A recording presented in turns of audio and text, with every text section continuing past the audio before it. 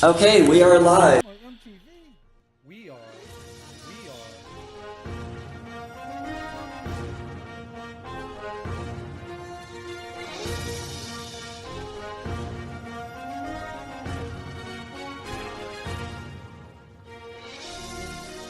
Welcome back to Mentionables TV. We're about to answer another question no Christian can answer. These questions come from the Non Sequitur YouTube channel. This is today's question. Why is it that the believers in every religion in history were wrong about their respective religion, despite having the same amount of conviction and evidence as you do for Christianity? It seems to me that you're already an atheist when it comes to all other religions in history, but somehow the one you happen to be born into is the one correct one. So this isn't a particularly unique objection. In fact, it's common enough that we've already answered it in question 3 that we did. This idea that we're all atheists, I just go one God further than you do in my atheism, originates with the work of John Loftus, who states in his outsider test for religion that if we look at our own religion with the same skepticism that we look at every other religion, then we realize that it's as ridiculous as everybody else sees it to be. It's a sympathetic objection. I can see a skeptic standing outside of all the religions, each one claiming that they've got the truth, and saying, why can't you see how ridiculous you are in comparison to every other religion? An example of this, an analogy that might be helpful in understanding this idea would be, imagine that you're working in an insane asylum, and you're on the floor where everybody believes that they're Mr. Rogers. And a new patient comes in and looks around, and everybody's saying that they're Mr. Rogers, and this patient says that he's Mr. Rogers. And you walk up and say, look, everyone here claims that they're Mr. Rogers. Look around you. You're insane. We're in an insane asylum. It's obvious that you're insane if you see that everyone else has the same insanity that you do. Just recognize their insanity, you'll recognize your own. So I can understand that objection. Now let's imagine a slightly different scenario. Let's imagine it from the other end. Imagine that there really is a Mr. Rogers, and that this Mr. Rogers is arrested and sent to an insane asylum. He is the real Mr. Rogers, but everyone else around claims to be Mr. Rogers. And so he's trying to convince you, I'm actually Mr. Rogers. I am. But there's so many insane people around him, all claiming to be Mr. Rogers, that he's just dismissed as another insane person.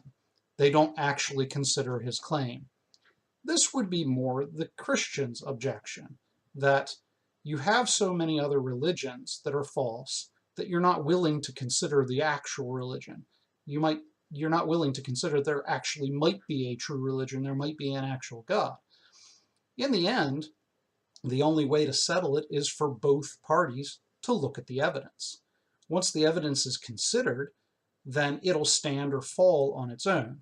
This idea of dismissing it because there's so many other people claiming that they've got the truth it's honestly not a very good way of arguing.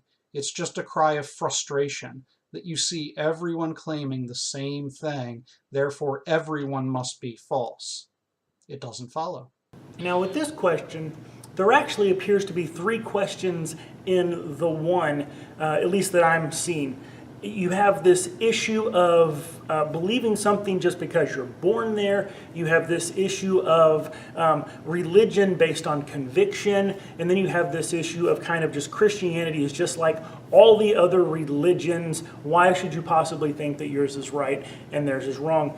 And so just to kind of address each of these in turn, not take too much time on them, but these are actually things that really are no reason to doubt. They're no reason to disbelieve Christianity, even though in some circles they seem to be considered fairly deep and problematic issues. They're really not.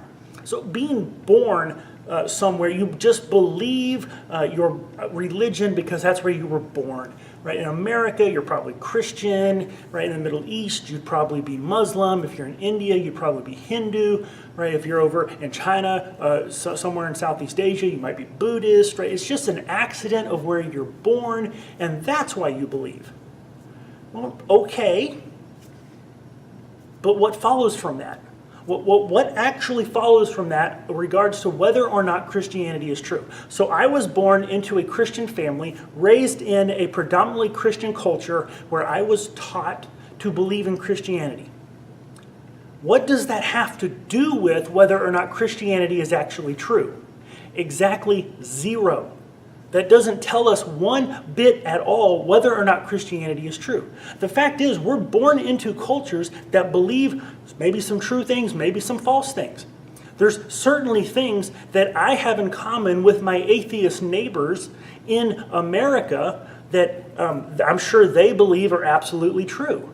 Right? We happen to be born into a culture that values human rights and an individual dignity and privacy and freedom of speech. And if we were born somewhere like Saudi Arabia or communist China, those things may not be the case. See, but we would look at that and say, oh, but it's true that we have human rights, and isn't it fortunate that we were born somewhere that accepts that truth? Thank goodness I'm not born somewhere else where that is denied. Well, okay, now wait a minute. You just happen to be born somewhere where these things, well, maybe they're not really true. Oh, no. We believe they're true. Well, okay, so that's the whole point, right? Thank goodness I was born somewhere that values human rights. Okay, well, thank goodness I was born somewhere that accepts the truth of Christianity. Right, so the issue isn't where you're born. The issue is this belief actually true? Now, the second issue wrapped up in here, it mentions, these other people who are born other places have these different religions, and they have just as strong convictions as you do. Hey, I'll admit that. There are very devout, very sincere, very convinced and convicted believers of other religions. Maybe they're even more convicted, more devout than I am. But the devotion of a believer tells you nothing about the belief. It actually addresses nothing about whether or not the thing they believe is true. It doesn't tell you about the religion. It just tells you about the believer.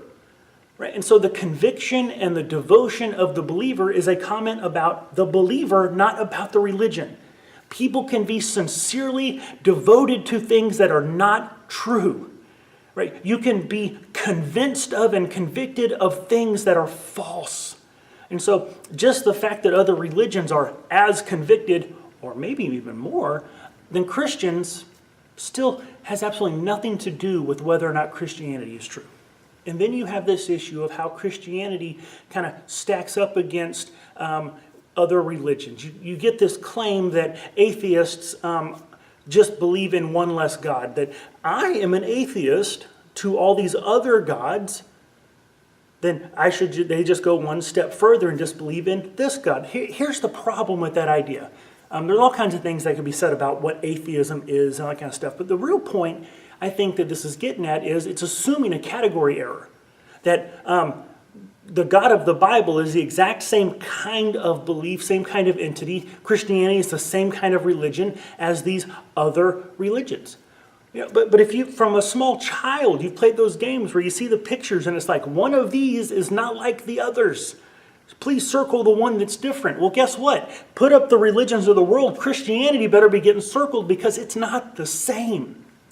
Right? Yahweh in Scripture is not the same kind of being and entity as these other gods, as Ra or Zeus or Odin or, name your pick. The God of the Bible is a transcendent creator, sovereign over all of creation and all of nature. Virtually every other God throughout history has been in nature. Many of them are a created being. They can actually point in their mythology back to a point where their deity began to exist, whereas the Christian God is the foundation of existence itself. Right? Other gods are actually tied into nature, their power having to do with the natural order. In Christianity, God created the natural order. Right? And so it just doesn't even measure up. A lot of these gods are basically like, Marvel superheroes. They're souped up humans, but that's not God. God is an entirely separate type of being than humans and than these other gods. Also, Christianity is a different kind of religion. Right? These other gods, these other religions, they talk about how you earn your way. Christianity says you can't earn it. God had to help us. The Bible is not the same kind of book as these other holy books. A lot of religious books are just that. They are mythological writings, writing about supernatural, spiritual, kind of mystical things that you're supposed to believe. The Bible is primarily historical documents. As the authors of the Bible were writing, I don't think that they were sitting down, by and large, they were not sitting down going, I'm going to write a religious text. Right? Here is a holy book. Let me tell you about it. No, especially the New Testament. They were writing letters to each other. The bulk of the New Testament is letters. Hey, here guys, I want to tell you something. Right? Whenever Paul sat down and wrote his letters, he wasn't writing out, he wasn't intending to write a holy book. He's just writing a letter to some people. Whenever the gospel authors, they weren't intending to write down a holy book. They just said, hey, let's record what Jesus said and did. And so, by and large, the Bible is not in the same category of book. And so on and on we can go and just compare, but side by side, you put Christianity, these other religions, one of these is not like the others. And so to just simply say, oh, well, you doubt all these other religions, why don't you doubt this one? And you apply the same kind of standard. Because in the questioner made the comment that, these other believers, they have the same convictions and evidence that you do. No, they don't. No, they absolutely do not. Christianity has way different kinds of evidence, ton more evidence. Right? You stack up the holy books between Christianity and these other religions. Which one has more evidence? Christianity. You stack up the verifiable historical events that happened. Which ones can actually be confirmed? These other religions or Christianity? Christianity, right? Over and over again, you match up what actually lines up with how we experience reality and gets life right. These other religions or Christianity? Christianity, whenever you look at Christianity, what we see as opposed to other religions is that history corroborates it. Even science in certain areas backs it up. Right? Philosophical arguments practically demand that it be true. And Christianity is like the cornerstone. It's like the central foundational block that just makes sense of reality. It's that main puzzle piece that brings it all together and goes, this makes sense now. And so just because you were born somewhere that you happen to believe Christianity, where you were taught Christianity is true, that has no influence on whether or not it actually is true. You go look at the evidence, you go look at the arguments, you go look at what is out there. Trust but verify. Hey, you were raised to believe Christianity is true. So believe it's true. You don't have to discard your belief in order to go investigate. You can trust but verify. That's a perfectly legitimate way of approaching it. And just because you already believe something doesn't automatically mean that you're a warped and twisted, biased individual who can't evaluate the evidence. Try to keep an open mind. Go check out the evidence, and you will see that Christianity is true. It actually is stacked up against these other religions, comes out head and shoulders, and then some above the rest.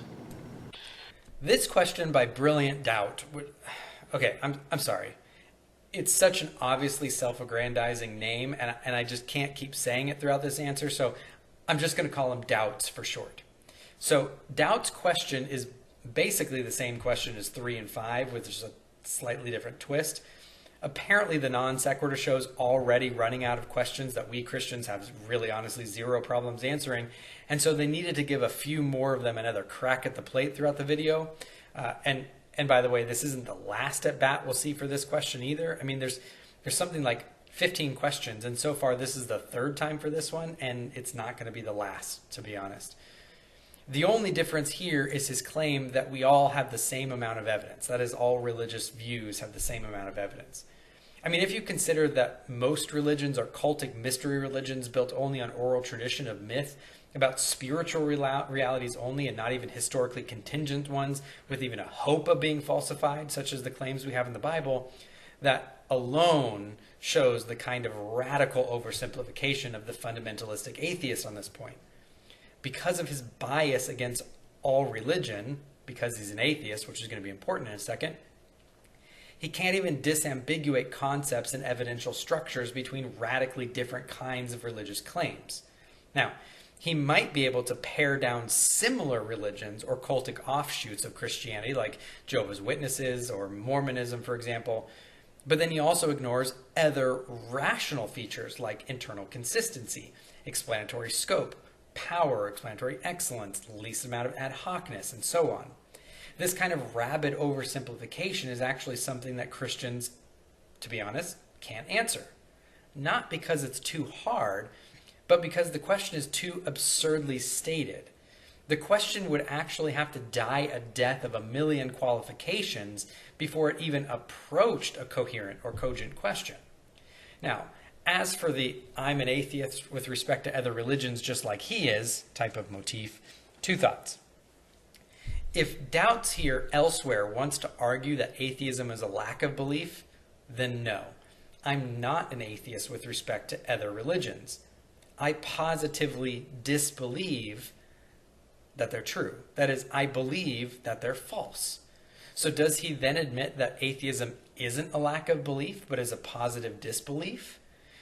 Here, he's now on the horns of a real dilemma for which really lame atheist meme he'll want to hold on to. He's going to have to give up one of them. The other thought is that I reject these other religions precisely because I'm a Christian. I don't reject them merely because I think that they're false. But often, the reason why I think they're false is because I'm already convinced of the truth of Christianity. So, unless atheists reject Islam from being even being possible as a contender for truth because it has a false view of God as compared to a true view of God, such as Allah being inconsistent, mutable, and capricious, rather than the God of the Bible being consistent, immutable, and covenant-keeping, then no, I'm not an atheist with respect to other religions.